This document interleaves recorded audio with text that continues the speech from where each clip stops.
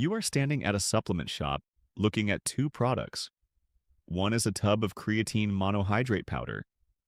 One is a bottle of creatine monohydrate capsules. The label says the same form, the same dose, the same brand. The price per serving is meaningfully different. The question is whether paying more for capsules produces any different result in your muscle tissue. It does not. Capsule and powder forms of creatine monohydrate deliver the same molecule. The creatine that arrives at your small intestine after consuming a capsule is chemically identical to the creatine that arrives after consuming dissolved powder. The muscle-loading outcomes, the phosphocreatine saturation, the performance improvements. These are a function of the creatine delivered, not the delivery vehicle. What capsules do offer is genuine convenience. There is no mixing, no gritty residue at the bottom of a glass, no carrying a tub of powder when traveling. You count out your capsules, swallow them, and you are done.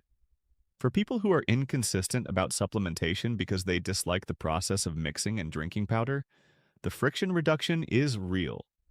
A supplement you actually take consistently beats a supplement you forget or skip because the preparation is annoying. The dissolution question occasionally comes up. A capsule must first dissolve in the stomach before the creatine inside can encounter digestive fluids and begin absorbing.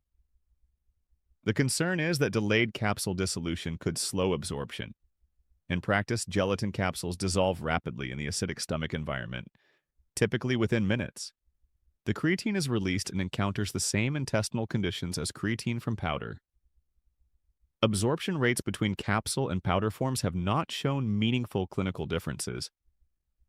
Dose accuracy is one area where capsules have a structural advantage. Powder scoops are not perfectly calibrated, and volume measurements of a non-uniform powder depend on how tightly it is settled in the container. Capsules contain a fixed, weighed mass of creatine.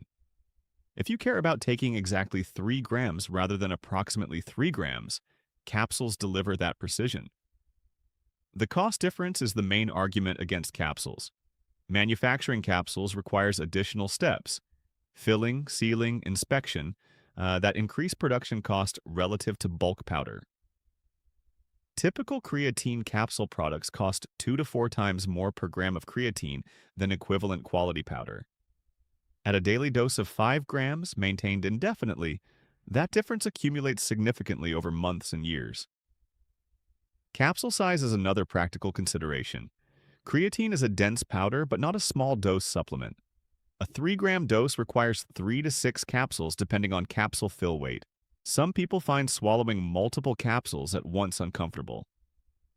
The mechanical act of swallowing 6 capsules is less pleasant than stirring powder into water for many people, which somewhat undermines the convenience argument. For a loading protocol, 20 to 25 grams per day split into multiple servings, capsules become impractical. That is 15 to 25 capsules per day. The loading phase is the one context where powder's flexibility and dose size is almost essential. The decision comes down to what you optimize for. Cost efficiency and flexible dosing favor powder.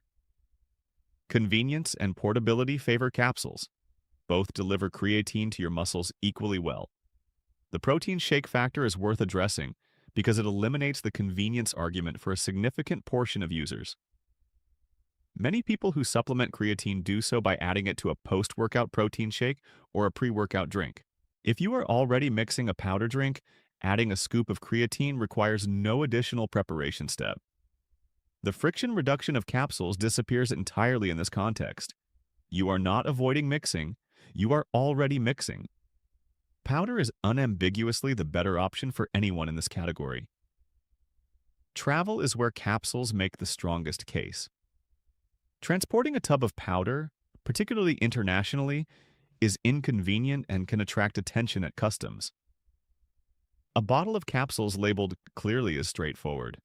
For people who travel frequently, the capsule format genuinely changes the ease of maintaining a supplementation habit on the road. This is a real use case, not a marketing construct.